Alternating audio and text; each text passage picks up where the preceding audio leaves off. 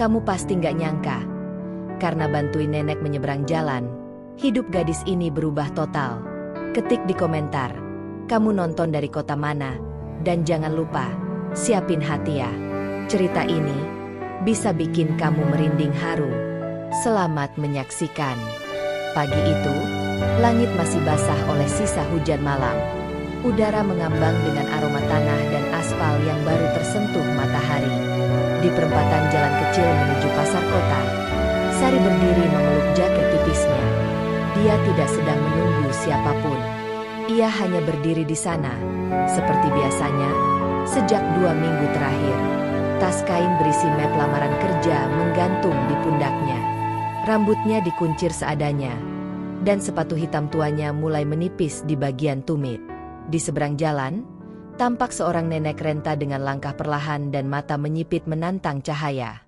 Tangannya gemetar memegang kantong belanja. Mobil-mobil melintas tanpa peduli. Sari segera bergerak. Dengan langkah cepat, ia menyeberang menghampiri sang nenek. "Nek, mari saya bantu." Nenek itu menoleh pelan. Wajahnya keriput, tapi sorot matanya jernih. Ia tersenyum singkat dan mengangguk.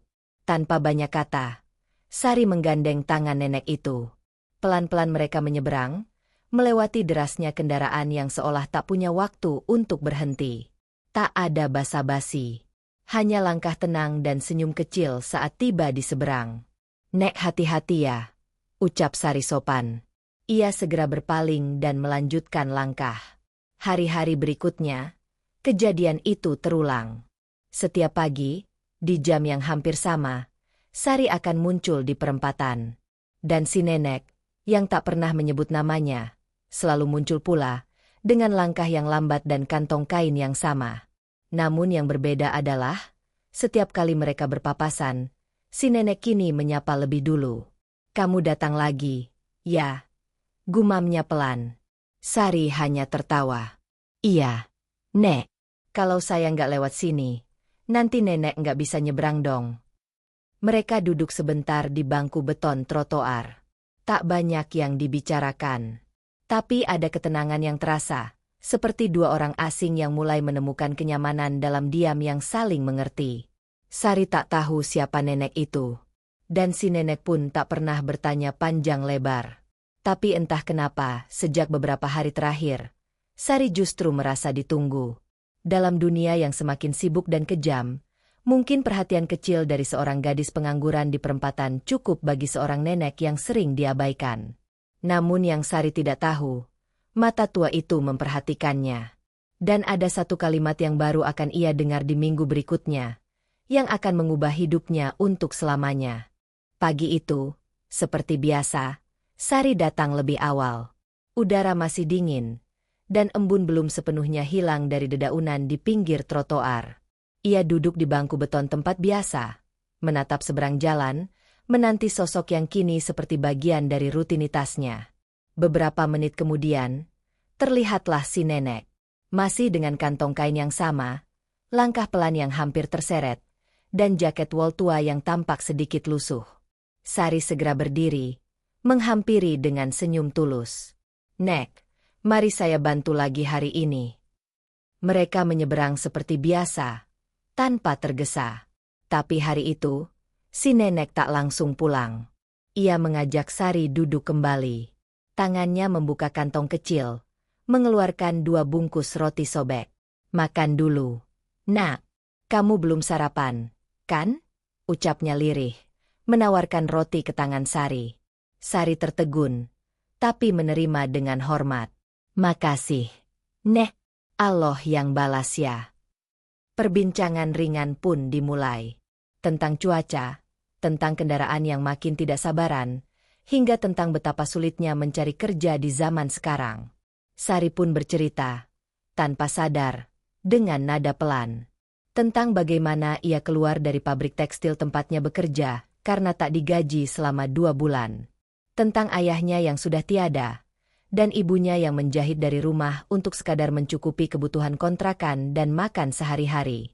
"Setiap pagi saya keluar, Nek, bawa lamaran, nyoba ngelamar kemana aja. Tapi belum ada yang nerima," ucap Sari pelan sambil menatap jalanan yang mulai ramai. Si nenek menatapnya dalam tatapan yang tidak kasihan, tapi seolah sedang menilai sesuatu yang tak terlihat. Kamu selalu bantu saya nyebrang, padahal kamu sendiri lagi banyak pikiran.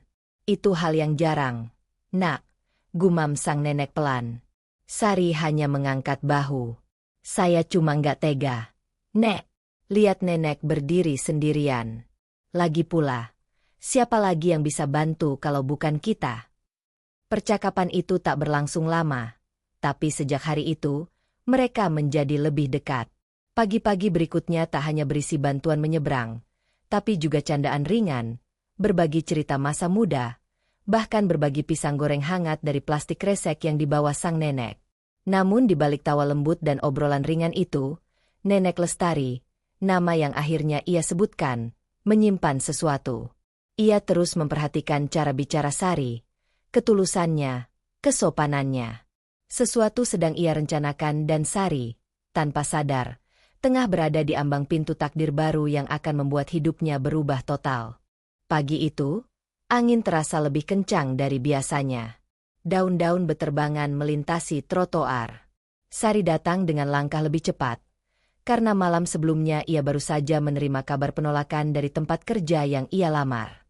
Hatinya masih hangat dengan kecewa, namun senyumnya tetap hadir saat melihat Nenek Lestari berdiri menanti di seberang jalan. Mereka kembali menyeberang bersama, dengan irama yang sudah terasa seperti rutinitas yang tak perlu dijelaskan. Tapi kali ini, sesaat setelah mencapai seberang, Nenek Lestari tidak duduk. Ia berdiri tegak, lalu menatap Sari dengan ekspresi serius yang jarang ia tunjukkan. "Nak Sari," katanya perlahan, "besok pagi, kamu jangan kesini dulu." Sari tersentak pelan. "Kenapa, Nek? Apa nenek mau pergi?" Nenek Lestari menggeleng, kemudian mengeluarkan secari kertas kecil dari kantong bajunya. Di sana tertera alamat sebuah gedung di tengah kota dan jam pertemuan, pukul 8.30 pagi. "Saya ingin kamu datang ke sini. Saya ingin kamu lihat sesuatu. Anggap saja undangan dari seorang teman." Sari bingung, tapi menatap kertas itu dengan hormat. Gedungnya tampak familiar, seperti pernah ia lihat di brosur lowongan kerja. Tapi ia tak berani bertanya lebih jauh.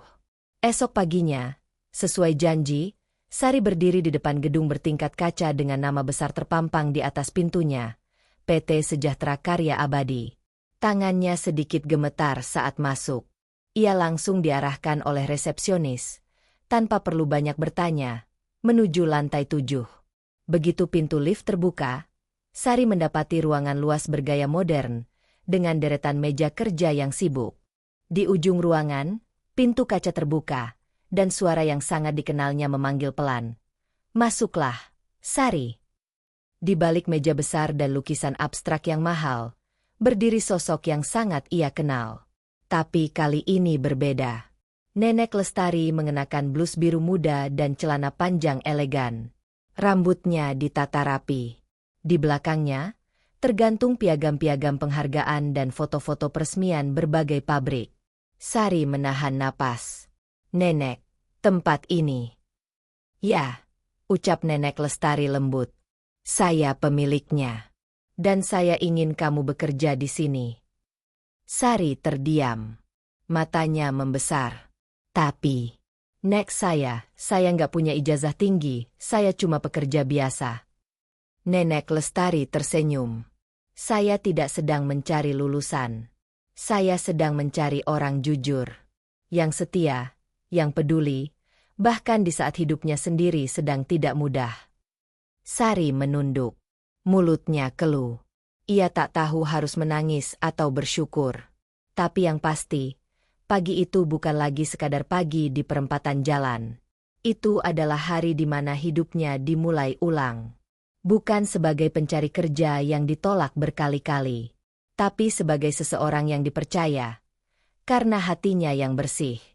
Hari pertama Sari bekerja di PT Sejahtera Karya Abadi terasa seperti mimpi yang belum sepenuhnya nyata. Seragam abu-abu yang dipinjamkan padanya masih sedikit longgar, dan sepatu hitam miliknya terasa tak sepadan dengan lantai marmer yang mengilap. Tapi semangat dalam dadanya jauh lebih besar dari rasa gugup yang menempel sejak subuh. Ia ditempatkan di bagian administrasi logistik, mengurusi data gudang dan pengiriman barang. Pekerjaannya tak terlalu sulit, tapi menuntut ketelitian. Dan di sanalah, Sari mulai merasakan bahwa dunia kerja tak selalu ramah. Orang dalamnya bisa langsung masuk, celetuk seorang karyawan perempuan dengan suara cukup keras di depan komputer. Beberapa yang lain menoleh dan tertawa kecil. Sari pura-pura tidak dengar. Tapi dalam hati, ia merasakan perih yang ditahan. Ia sadar, statusnya sebagai anak kesayangan, Bu Lestari membuat iri banyak orang. Padahal ia sendiri belum membuktikan apa-apa. Suatu siang, saat sedang menginput data dokumen, seorang staf senior dengan wajah tajam menghampirinya. "Kamu sudah cek data kiriman yang batch ke-18 belum?" tanyanya dingin. "Sudah, Mbak. Semua file fisik ada di map biru." "Kalau gitu, ini apa?" Wanita itu menyodorkan slip pengiriman yang berbeda. Sari tercekat. Ia merasa yakin tak salah. Tapi map biru itu hilang dari mejanya. Kepalanya mendadak panas. Napasnya naik turun. Tapi sebelum ia sempat menjawab, suara berat dari belakang mengejutkan semua orang. "Map itu saya ambil untuk dicek ulang." "Bukan kesalahan Sari," ucap Pak Niko, kepala divisi logistik. Wajah si staf senior langsung kaku. Pak Niko mendekat ke Sari dan bicara pelan. "Jangan goyah. Di tempat ini, kamu akan diuji dari segala sisi. Tapi kalau kamu tahan dan tetap jujur, kamu akan menang." Sari mengangguk, menahan air mata. Sejak kejadian itu, ia mulai lebih berhati-hati. Setiap tugas ia selesaikan 2 kali lipat lebih teliti. Ia datang paling pagi, pulang paling akhir. Bukan untuk pamer. Tapi karena ia sadar, satu-satunya cara untuk diterima adalah dengan bukti, bukan kata-kata. Bu Lestari tak pernah ikut campur. Ia hanya sesekali tersenyum dari kejauhan. Seolah tahu, cucu hati pilihannya sedang melalui proses pembuktian yang sebenarnya. Dan diam-diam, semua orang mulai memperhatikan perubahan itu. Sari bukan lagi si anak orang dalam.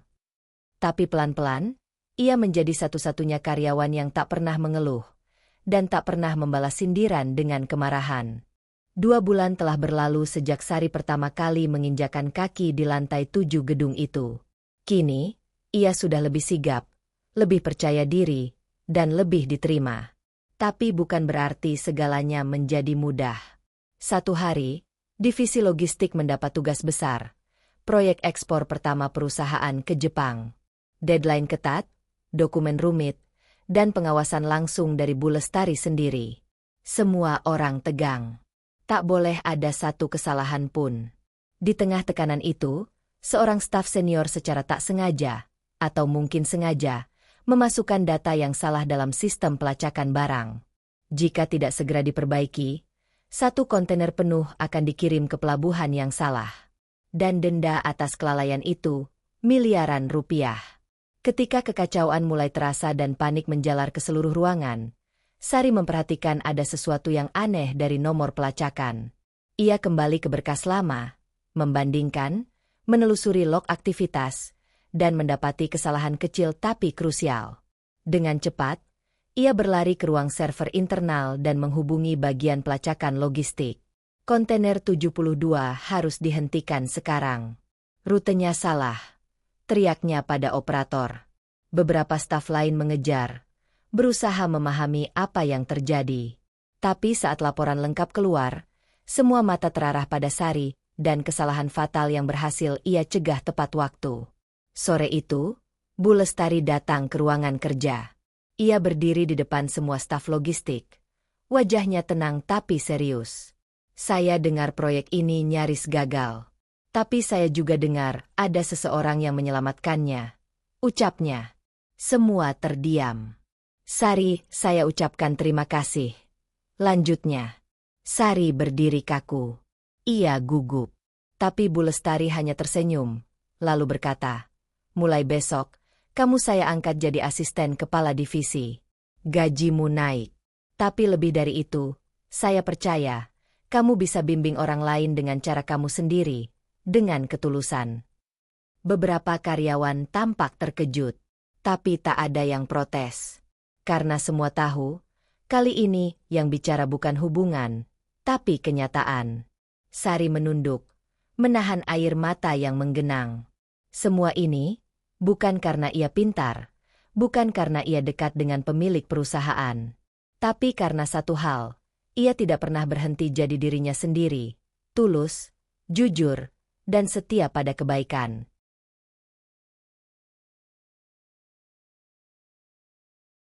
Hari itu, Sari datang ke kantor dengan pakaian berbeda.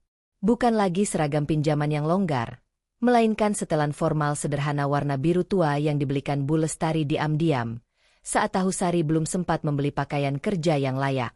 Sepatunya pun baru, meski tetap polos tanpa merek mahal. Kini, setiap kali melangkah melewati koridor kantor, pegawai-pegawai yang dulu meremehkan mulai memberi salam dengan sungguh-sungguh. Beberapa bahkan mendekat untuk bertanya pendapat, meminta panduan. Sari belum sepenuhnya terbiasa. Tapi ia mulai belajar menerima bahwa dirinya kini bukan lagi si anak baru. Ia sudah menjadi bagian dari sistem yang dulu terasa terlalu tinggi untuk disentuh. Suatu pagi, setelah rapat internal selesai, Bu Lestari mengajaknya duduk di taman belakang kantor. Suasana tenang. Burung gereja beterbangan di antara pohon kersen yang sedang berbunga. Dulu, kamu datang ke hidup saya tanpa pernah minta apapun, ucap Bu Lestari pelan.